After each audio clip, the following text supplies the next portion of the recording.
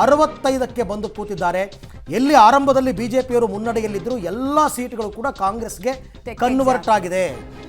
ಯಾಕೆಂದರೆ INLD ಅಷ್ಟರಲ್ಲೇ ಇದೆ, 1-2 ಇತರರು ಕೂಡ ಅಷ್ಟರಲ್ಲೇ ಇದ್ದಾರೆ. ಉಳಿದ ಬಿಜೆಪಿ ಲೀಡಲ್ಲಿದ್ದ ಕ್ಷೇತ್ರಗಳನ್ನು ಕಾಂಗ್ರೆಸ್ ತಗೊಂಡಿದೆ. ಜಮ್ಮು ಕಾಶ್ಮೀರದಲ್ಲೂ ಕೂಡ ಕಾಂಗ್ರೆಸ್ಗೆ ಈ ಕ್ಷಣದ ಟ್ರೆಂಡ್, ಯಾಕೆಂದರೆ ಮತ ಎಣಿಕೆ ಆರಂಭ ಆಗಿ ಇನ್ನೂ 1 ಗಂಟೆ ಆಗಿರೋದು. 8 ಗಂಟೆಗೆ ಶುರು ಆಯಿತು, ಈಗ 9 ಗಂಟೆ. ಈ ಕ್ಷಣದ ಟ್ರೆಂಡ್ ಇನ್ನೊಂದು ಗಂಟೆ ಏನಾದರೂ ಮುಂದುವರೆದು ಬಿಟ್ಟರೆ ಆಗ ಬೇಕಾದರೆ ನಾವು ಹೆಚ್ಚು ಕಡಿಮೆ ಇದು ಎಂಡತ್ತ ಬರ್ತಾ ಇದೆ ನಂಬರ್ಸು ಅಂತ ಹೇಳ್ಬೋದು.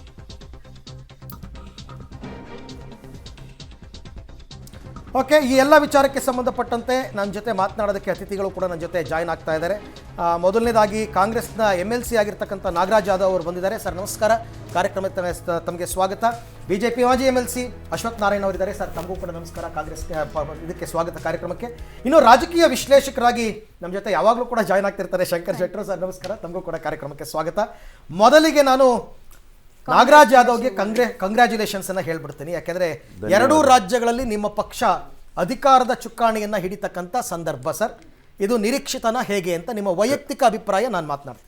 ವೈಯಕ್ತಿಕ ಅಲ್ಲ, ನಾನು ಕಾಂಗ್ರೆಸ್ಸಿನ ಅಭಿಪ್ರಾಯ ಹೇಳ್ತೀನಿ. ವೈಯಕ್ತಿಕ ನಾಗರಾಜ್ ಬರೋದೇ ಅಲ್ಲ, ಕಾಂಗ್ರೆಸ್ ಅಭಿಪ್ರಾಯವನ್ನು ಹೇಳೋದಕ್ಕೆ ಹೈಕಮಾಂಡ್ ನಲ್ಲಿ ಇದಾರಲ್ಲ, ಅದಕ್ಕೋಸ್ಕರ ರೆಪ್ರೆಸೆಂಟೇಟಿವ್ ನಾನು ಅಂತ ತಿಳ್ಕೊಂಡಿದ್ದೀನಿ. ನಾನೇನು ಹೇಳ್ತೀನಿ ಅಂತಂದರೆ, ಈಗ ಒಂದು 2 ವಿಚಾರ ತಗೊಳ್ಬೇಕು. ಇತ್ತೀಚೆಗೆ ನಡೆದಂತಹ ಪಾರ್ಲಿಮೆಂಟ್ ಚುನಾವಣೆಗಳು, ಈಗ ನಡೀತಾ ಇರ್ತಕ್ಕ ಅಸೆಂಬ್ಲಿ ಚುನಾವಣೆ. ಯಾಕಂದರೆ ಪಾರ್ಲಿಮೆಂಟ್ ಚುನಾವಣೆಗಳು ತಗೊಳ್ಳೋ ಅವಶ್ಯಕತೆ ಇರಲಿಲ್ಲ ಮಾತಾಡೋಕ್ಕೆ.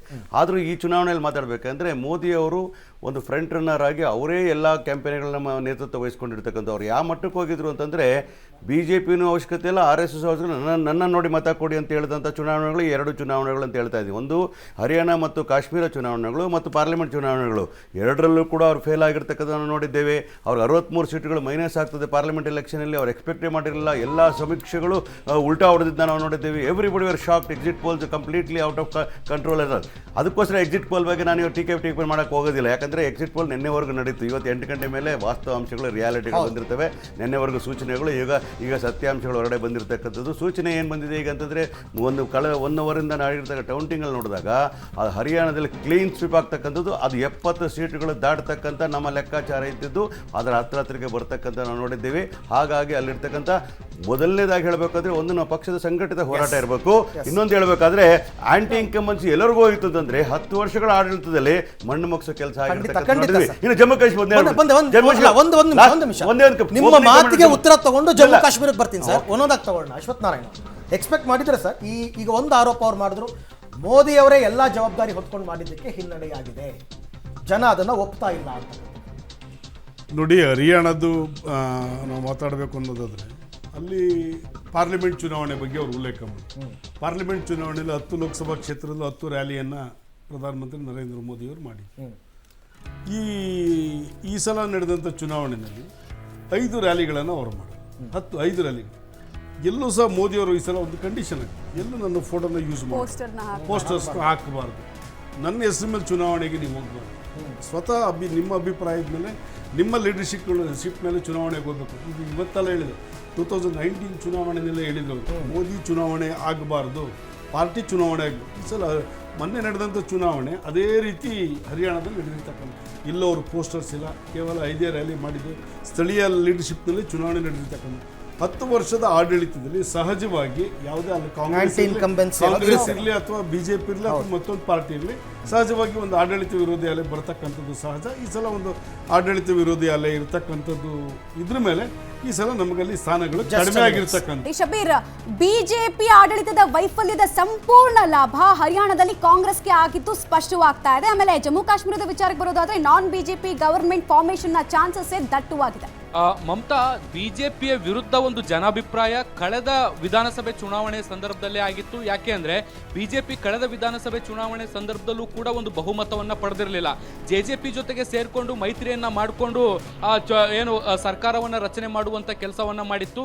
ಈ ಆಡಳಿತ ಸಂದರ್ಭದಲ್ಲಿ ಸಾಕಷ್ಟು ವಿರೋಧಗಳು ಕೂಡ ಕೇಳಿ ಬಂದಿತ್ತು. ಅದು ಸರ್ಕಾರದ ಕೆಲವೊಂದಿಷ್ಟು ಯೋಜನೆಗಳನ್ನ ಜನರಿಗೆ ತಲುಪಿಸುವಲ್ಲಿ ವಿಫಲ ಆಗಿರುವಂತದ್ದು, ರೈತರ ಹೋರಾಟಗಳಾಗಿರುವಂತದ್ದು, ಅಗ್ನಿವೀರ್ ಬಹಳ ದೊಡ್ಡ ಪ್ರಮಾಣದ ಹೋರಾಟ ಹರಿಯಾಣದಲ್ಲೂ ಕೂಡ ನಡೀತು.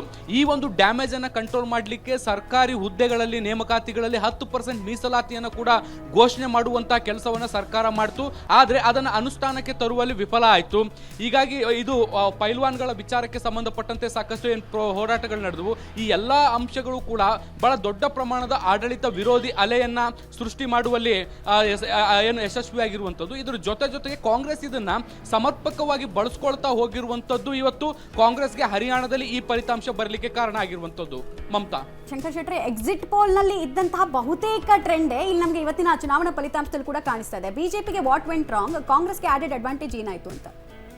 ಎಕ್ಸಿಟ್ ಪೋಲ್ಗಿಂತ ಜಾಸ್ತಿ ತೋರಿಸ್ತಾ ಉಂಟು ಈಗ ಹೌದು, ಪ್ರಚಂಡ ಬಹುಮತ ಹರಿಯಾಣದಲ್ಲಿ ಮೋಸ್ಟ್ ಆಫ್ ಇದರಲ್ಲಿ 55 to 60 ಅಂತ ಕೊಟ್ಟಿದ್ದಾರೆ. ಬಟ್ ಇದು 65 ಇದು ಯಾವ ಗೊತ್ತು, ಯಾವಾಗಲೂ ಟ್ರೆಂಡ್ ಯಾವ್ದು ಲೀಡಿಂಗ್ ಇರ್ತದ ಅದು ಮತ್ತೆ ಜಾಸ್ತಿ ಆಗೋದು, ಜಾಸ್ತಿ ಆಗುತ್ತೆ. ಯೂಶಲಿ ನಾವು ಇಲೆಕ್ಷನ್ ಕೌಂಟಿಗಳು ಸೊ ಅದನ್ನು 70 ಟಚ್ ಆದರೂ ಆಶ್ಚರ್ಯ ಇಲ್ಲ ಆಕ್ಚುಲಿ. ಬಟ್ ಬಹುಶಃ ಇದು ಹರಿಯಾಣದ ಹಿಸ್ಟ್ರಿಯಲ್ಲೇ 65 ಕ್ರಾಸ್ ಯಾವ ಸಿಂಗಲ್ ಪಾರ್ಟಿ ಎಂದು ಹರಿಯಾಣ ಆಗ್ಲೇ ಇಲ್ಲ. ಲಾಸ್ಟ್ 2 ಎಲೆಕ್ಷನ್ 46 ಬಿಜೆಪಿ, ಮತ್ತೊಂದರಲ್ಲಿ 41, 65 may be the highest one actually. ಯಾಕಂದ್ರೆ ಮೊದಲು ಕೂಡ ಅಲಯನ್ಸ್ ಅಲ್ಲಿ ಹೋಗ್ತಿತ್ತು Congress versus INLD and BJP, ಆಗ್ಲೂ ಸಿಂಗಲ್ ಪಾರ್ಟಿ ಸ್ಟೈಲ್ ಬಂದಿಲ್ಲ.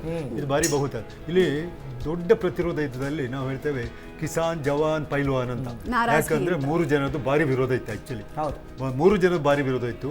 ಮತ್ತೆ ಇಲ್ಲಿ ಮಧ್ಯದಲ್ಲಿ ಕಟಾರನ್ನು ಚೀಫ್ ಮಿನಿಸ್ಟರ್ ತೆಗೆದು ಬಹುಶಃ ಅದೊಂದು ಎಡವಟ್ಟಾಗಿರ್ಬಹುದು ಅಂತ ಕಾಣ್ತದೆ. ಜಾತಿ ಸಮೀಕರಣದ ಲೆಕ್ಕದಲ್ಲಿ ಜಾತಿ ಜಾತಿ ಸಮೀಕರಣ ಎಲ್ಲಿ ತನಕ ಮೊದಲೇ ಗೊತ್ತಾ, ಜಾಟ್ ವರ್ಸಸ್ ಅದರ್ಸ್ ಇತ್ತು. ಜಾಟ್ ಯಾರೊಟ್ಟಿಗೆ INLD ಒಟ್ಟಿತ್ತು, ಅದರ್ಸ್ ಎಲ್ಲ ಇದ್ದಾರಲ್ಲ ಅವರು ಇವರೊಟ್ಟಿಗಿದ್ದು ಕಾಂಗ್ರೆಸ್ನವರು. ಈಗ ನೀವು ಉಲ್ಟಾ ಪಲ್ಟಾಗಿ ಜಾಟ್ ಮತ್ತು ದಲಿತ್ ಇದೊಟ್ಟಿಗೆ ಕಾಂಗ್ರೆಸ್ ಒಟ್ಟಿಗೆ ಬಂದಿದ್ದಾರೆ.